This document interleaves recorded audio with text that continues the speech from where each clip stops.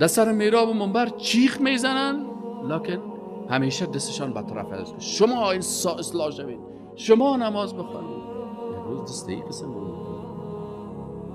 خودم باید اصلاح شم، ما باید توبه بکنم، ما باید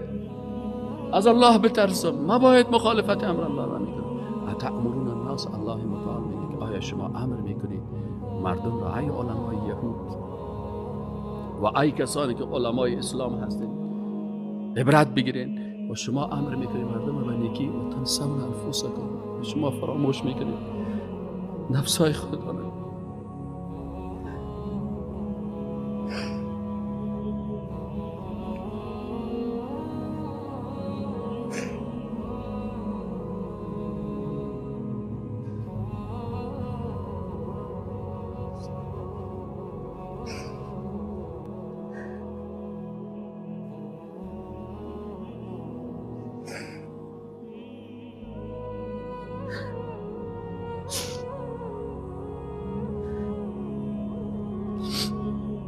اتأمرون الناس، این استفهام توبیخی هست که شما امر میکنید مردم بالبری به نیکی و تنسون و فراموش میکنید انفسکم، نفسهایتان را، و انتم و در حالی که شما تتلون الکتاب، میخوانید کتاب های آسمان. افلا تعقلون،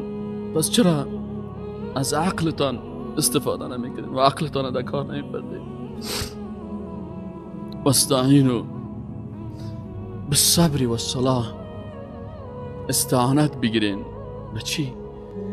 در مصیبت ها و در سختی ها، بالصبر، به صبر، صبر در اطاعت،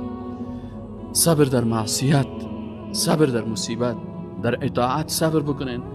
نماز درست بخوانین صابرانه،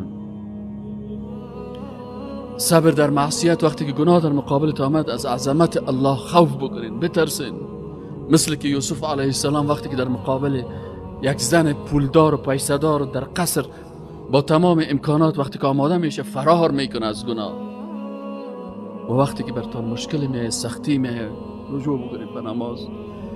به طرف الله رجوع بکنید، به بارگاه الله سجده بکنید، به مخلوق مراجعه نکنید. رسول الله صلی الله علیه و سلم وقتی که در کدام مشکل روبرو میشد فوراً نماز میخوان، استعانت میخواست با صبر و با نماز. و انها، و یقینا که الله متعال میگه که این صبر و این نماز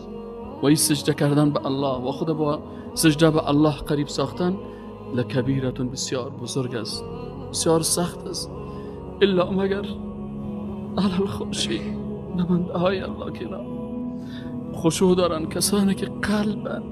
ذلت خود به الله بیان میکنن، خود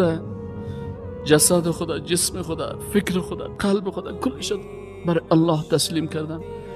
و ذلیل در مقابل الله میشه. الذین، و کسایی که یظنون، ظن در باب عقیده به معنای یقین است،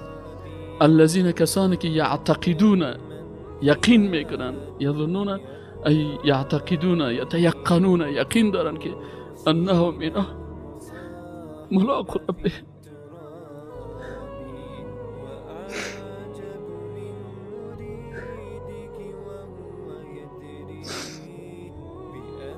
با پروردگار خود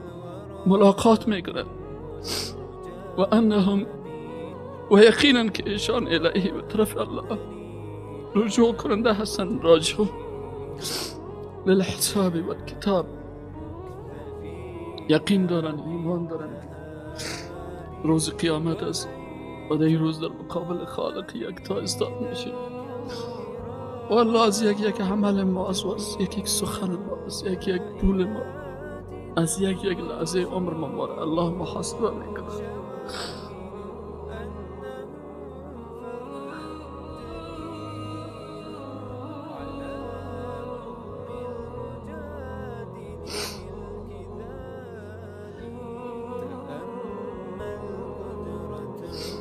یا بنی اسرائیل، ای اولاد بنده های الله، اذکر، یاد کنید